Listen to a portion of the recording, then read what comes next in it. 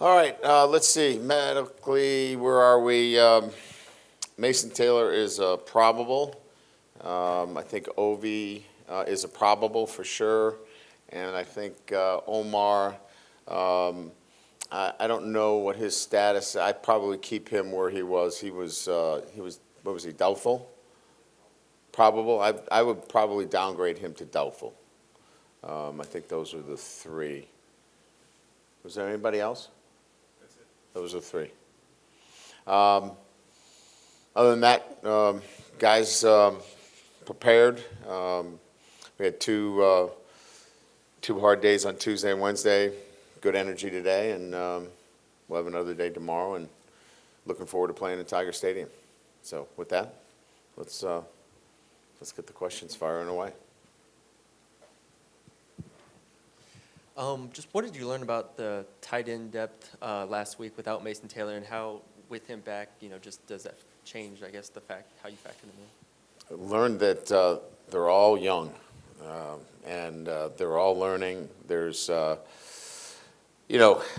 there's talent certainly there, but there's a lot of growth, and we enjoy coaching them. Coach Denbrock, Terry Malone gets a chance to spend a lot of time with them. But there's a lot of teaching, a lot of growth, and every day is, one step towards, getting a little bit closer to where we need to be with a young group. Certainly, we were in that boat last year with Mason, and we saw, great improvement, throughout the year, and I suspect that we'll see the same thing with this younger group of tight ends that we have. Hey, Coach. Yes. Curious about the difference in approach you'll take in this game against more of a dual-threat quarterback versus how you guys approached defending Jordan Travis in the opener.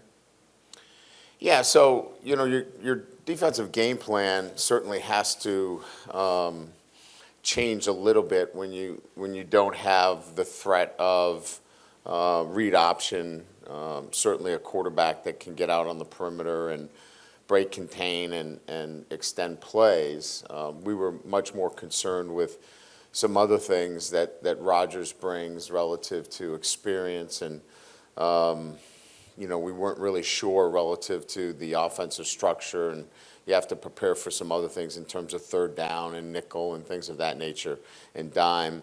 But yeah, the primary concern here is his dual threat, and so similar to Jordan Travis, who we played at Florida State, you have to have, those mechanisms within your defensive structure. So, we'll pull some of those things, and we did this week that, that you have to have on alert, for your defense. Coach, right here, it kind of feels like Arkansas offensively makes you play gap assignment sound football. Is that something that you guys have kind of maybe turned up a notch? And some of the guys we talked to said they didn't really feel like they did that well in week one. And where do you feel like they are progressing, kind of just staying true to their roles? Yeah, I would look towards a lot of new players that played in the first game, similar to the year before, and we saw a steady improvement in our defense. I think you're going to see the same thing, is that as these guys continue to evolve in their roles and get more comfortable with the structure, the defense is a little bit different than what we ran last year relative to, what we're doing. And the roles are starting to become much more consistent. So, I think we've identified the things that we need to improve on. And when you have that kind of focus going into practice each week, it really allows you to sharpen the edge, if you will, relative to what you need to do defensively. Hey, Coach, up here, after the game against Florida State, you told us you believe this team was not what you thought they'd be, right? Now, what can you say about the strides that this team has made to not only bounce back from that loss, but put yourselves back into the conversation of being the nation's elite? Yeah, look, we're still trying to find consistency in who we are. Again, when you talk about the identity of a football team, you make some assumptions about your football team, and I think I made some assumptions that were not accurate, and that was really a fault of mine in terms of the way I prepared the football team. And so we've made some tweaks and adjustments, like anybody would along the way, to prepare our football team in a manner that when it's time to play, they play with a competitive edge. Not only execute, not only, do the things necessary to win football games, but play with a competitive edge. And I think we've seen that come together over, the course of the last couple of weeks. And we need to continue to do that with consistency. So that's what we're going to try to do again this weekend. But that's what everybody's trying to do in college football, and that's be consistent. Hey, Coach, Arkansas's pass rush really affected the game last year, and they come into this game leading the SEC in sacks. How does that kind of affect the game plan offensively? Well, I mean, it affects it each week. You're always looking in the SEC as to how you protect your quarterback. And, this defense is no different. They have a new defensive coordinator. They have, two of the top 10 pass rushers, in terms of statistics, in the SEC. So, we clearly understand the challenges and maybe, from our perspective, probably haven't seen anything, everything that they can, bring defensively. So we have to prepare for, a number of different things. And again, I would say that it's similar to, playing a team for the first time, where you don't know exactly what you're going to get, so you have to prepare for a lot. And, we'll have the things within our, protection scheme that really focuses in on, the key elements of what they like to do defensively. Brian, we were talking to you earlier in the week about fourth downs and how you balance analytics and kind of gut feel. Does this offense in particular kind of maybe make you lean a little bit more toward gut feel at times, or is there something about this group that you really like going for it on fourth downs in certain spots? I think when you have a quarterback that is dual threat, when you have an offensive line that's emerging and coming together, and you have playmakers on the perimeter, you kind of have an opportunity to have the pen last. Like, do you want to put 9 guys on the line of scrimmage and stop the run? Well, you better have somebody assigned to the quarterback. If you're going to assign somebody to the quarterback, then you're man-to-man on the outside. So if you feel like your team can execute at a high level, then there should be some confidence to go for it on fourth down. And I think that that's how I feel about the players that we have, that we can execute at a high level. And if you decide that you want to take something away, let's say you want to double up receivers and you want to make sure that we don't throw the ball in short yards, then we're going to run the football. So I think that that's probably how I feel with the other things that I mentioned, analytics, the feel and the flow of the game as well, and where we are in field position. Yeah, going back to last year's game, obviously a bit of a defensive struggle for both teams.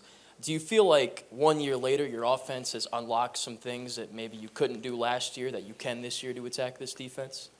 It's a totally different defense. I think it was an offensive struggle last year, not a defensive struggle. No, I know what you're saying, and I'm not saying anything about your question. I'm looking at it from a different perspective. Again, I think the defensive structure was a little bit different last year. Matter of fact, a lot different last year. We didn't handle the structure very well last year. I think our quarterback has shown that he recognizes those types of structures based upon how he did against Mississippi State, which had a similar structure, and he struggled in both of those games. I think we saw what he did against Mississippi State. So,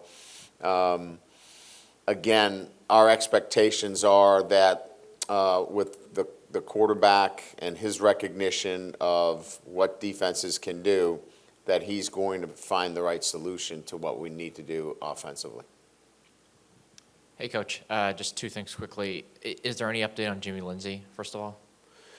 Yeah, Jimmy is continuing to make progress. He is in treatment right now. He's about halfway through his treatments, and all reports are really positive in his treatment process.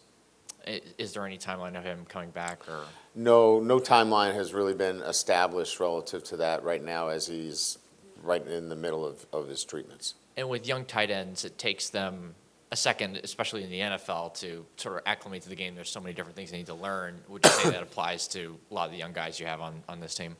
Yeah, there are so many moving parts, especially within our offense for the tight end. As you know, they're involved in motion. They're involved in our run game relative to the option reads, and they're so important to what we do that they're not the backside of the action. They're on the front side of everything. So we ask them to do a lot, and it does take a little while for them to get it. Excuse me. You mentioned, doing things a little bit different relative defensively. Is that kind of in reference to maybe playing three backers and 4 DBs a little bit more than you all seemed to last year, or was that kind of game plan specific for the last couple of weeks? Well, part of it is obviously keeping Harold in the position of Sam linebacker. So when he's playing Sam linebacker, obviously you put yourself in a position where you're not playing quite as much nickel. Whereas if you played him inside, we played nickel virtually the whole game against Florida State. So we've decided that him playing the Sam linebacker position, puts us with, whoever the combination is of the other linebackers. We just feel like that's a better situation for us. Now, there are stresses to that. When you go into a 3 wides, 4 wide situation, we've got 3 linebackers on the field. So we have to be able to adjust and make some adjustments accordingly when teams want to spread us out and do some things, to try to get some matchups with 3 linebackers on the field. Great, thank you.